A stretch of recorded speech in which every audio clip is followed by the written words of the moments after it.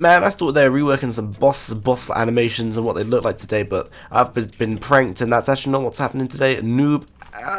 My feelings. What's actually happened today is I'm ill, so I apologise for the voice. But then, so what we got here? We've got a few things, so I'm going to buy a few things to be prepared, then we'll go do said things. So first of all, you know how super anti-fire potions, these potions, were released with Dragon Slayer 2? Now you're probably thinking that the extended version of these would have been nice to have, and they didn't exist then, but now they exist. So if you've done Dragon Slayer 2, you can talk to this guy, he'll teach you how to make them, and then we can go ahead and make some extended super anti-fire potions. So they changed the normal super anti-fire potions to last for 3 minutes rather than 2 minutes, and these ones last twice as long, so 6 minutes. And of course these are tradable, so you can use these even if you haven't done the quest.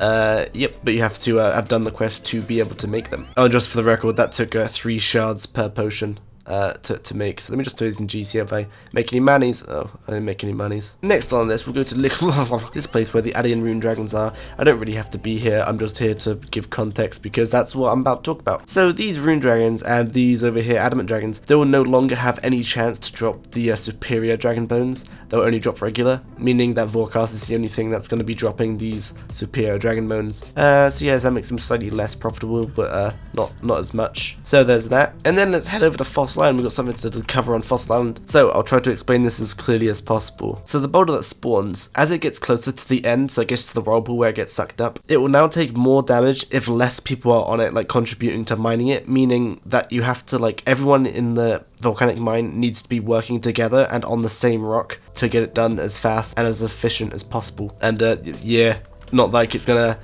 revive this minigame or anything. Then we go to Barbarian Assault because they've changed some stuff here. Now you probably remember a while ago they changed some stuff, so basically you could use a blowpipe with like the best darts, and then the cool would change, meaning you'd have to use like mithril arrows or whatever. Then you would just equip mithril arrows here, but you'd still be getting the damage from the dragon darts in your blowpipe. So now they've completely reworked it, so you have to make your own ammo. Alright, so now that we're in here, we can see this attacking machine, so you can take arrows and take runes. They've changed it, so I'll get 4 different types of new, and so these are like, they get progressively better, bullet being the worst and barbed being the best, and then these two in between. And so now you must use these to actually do the killing. So up here it says accurate field water.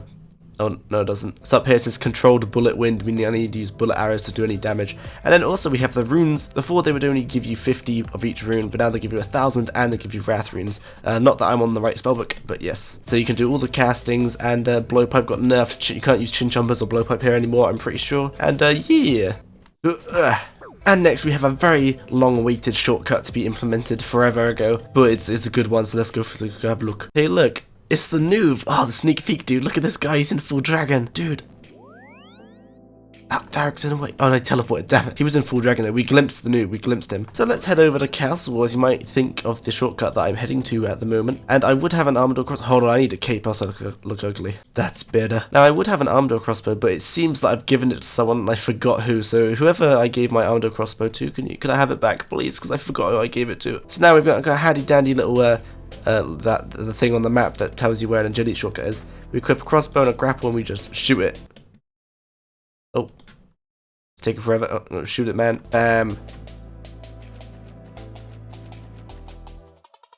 Slip in through the doors, nice man. Yes, so now that grapple, that will stay there forever. So hold on, if we just like open the door and go back down, climb down the cliff, that grapple will stay there forever, so you can just keep climbing up and down it. So that's it's pretty good. And up we go. So yeah, you don't need to bring a new grapple and a crossbow each time, which is quite nice. And now we have the Dragon Bone necklace. Now on release, this had 6 prayer bonus, and each time you equipped it, it would drain your prayer points by like 10%? It wasn't 10%, it was like half or something. But yeah, now it doesn't do that anymore. But what it does do now is they buffed it, so it has plus 12 prayer bonus now. And also, rather than it decreasing your prayer points, so the reason it decreased your prayer points whenever you equipped it, it was so when people would like kill a boss, they wouldn't just equip it just for that when the boss died, and then unequip it and put a fury back on or whatever. So now what they've done is when you equip it, there's an invisible 9-second countdown before its effect actually kicks in. And that effect is, and that's I think that's what that noise was, and that effect is when you bury bones, it restores your prayer points depending on the tier of the bone that you buried.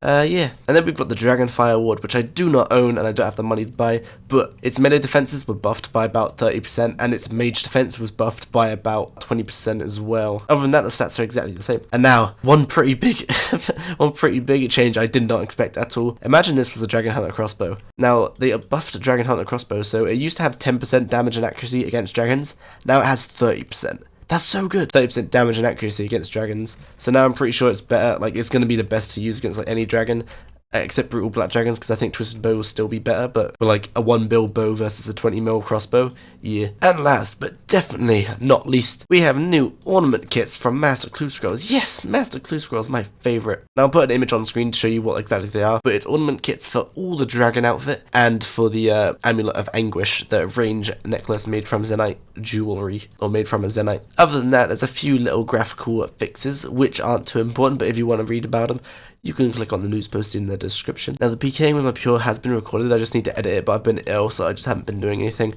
And it was my birthday, so I went home, so I hadn't had time to do anything. So expect that soonish. And other than that, that is about it for this update. No, this isn't going in the video, it's just, I just want a thumbnail. It was shooting Vorkath in the face. I forgot anti-venom.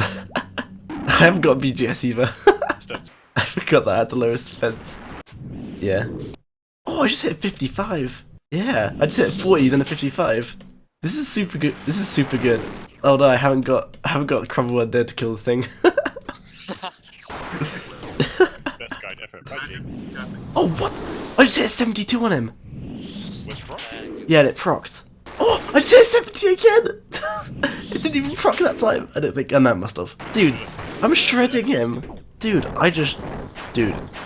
Dragon Hunter crossbow shreds Vorkath.